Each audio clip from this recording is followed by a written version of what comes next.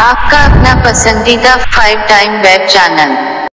जी नाज़रीन, असीं पंहिंजे प्यारे फनकार मोहतरम जिनसार अली समूह साहब सां गॾु मौजूदु आहियूं। जिनसार अली समूह साहब जॾहिं बि हारमोनियम ते राग भैरवी हुजे, सिंधड़ो हुजे, पहाड़ी हुजे, कोयारी हुजे ऐं सिंध जा ॿिया बि सुहिणा काफ़ी राग आहिनि, जॾहिं बि छेड़ींदो आहे ऐं उन्हनि हारमोनियम जे सुरनि खे पकड़ींदो आहे, यकीन कयो त ॿुधण वारनि जूं दिलियूं छिनी छॾींदो आहे या त जोड़े छॾींदो आहे। अचो त अहिड़ो ख़ूबसूरत कलाम साईं खां, साईं जी पसंदि जो ॿुधूं था ऐं साईं खां पुछूं था असांखे कंहिंजो कलाम ॿुधायो। ख़ूबसूरत कलाम आहे, अवामी कलाम आहे, असांजो शाइर आहे अनवर चाचम साहब। सो महबूब जॾहिं ॾिसंदा त पोइ आशिक़नि जी बड़ी कोशिशि हूंदी आहे त कंहिं न कंहिं तरीक़े सां महबूब खे मञाइजे। सो हिन में आस आहे ऐं मेड़ बि न ठाहे महबूब खे। सिंध जी मेड़ आहे, शाहद लतीफ़ पिटाई जी, लाल शेवार सचल साईं, मतिलबु इन में आशिक़ घटि न कई आहे। मां मुंहिंजी दुआ आहे त जिन सां पंहिंजा महबूब रुठल आहिनि, अलाह कंदो हिन कलाम जे ॿुधण खां पोइ जे महबूब वाक़ई महबूब हूंदा त बरची वेंदा इंशाअल्लाह।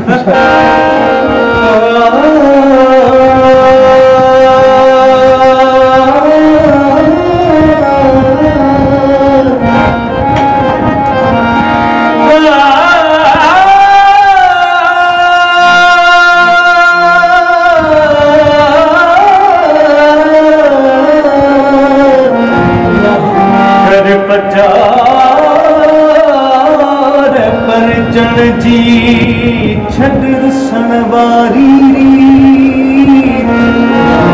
ॾाढो मज़ो आहे पिरी मंझ प्रीत जानी तुंहिंजी जीत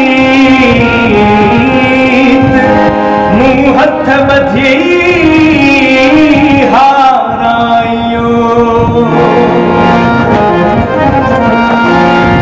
लाड उतर छो सजो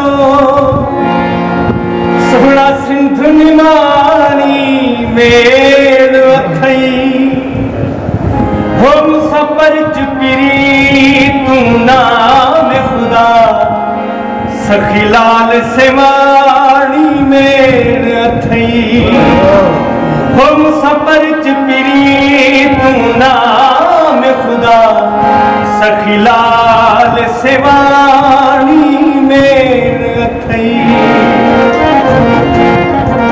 तोखे कसम बाजी झोलीअ जो मिठी जी जलवारीअ लोलीअ जो जहिलोईअ जो बधी पी खो झूठी सालोई बाणी मेर अथई हो मुसाफर चुपिरी तू नाम खुदा सखी लाल सेवाणी मेर अथई हो मुसाफर चुपिरी तू नाम खुदा सखी लाल सेवाणी मेर अथई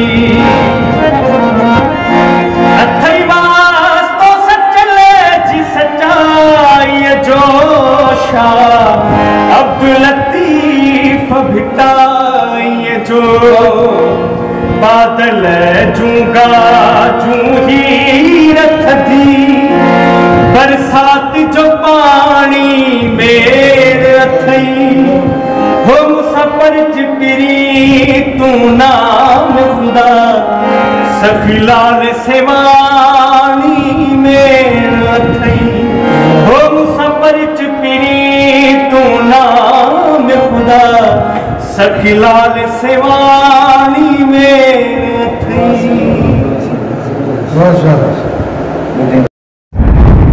आपका अपना पसंदीदा 5 टाइम वेब चैनल।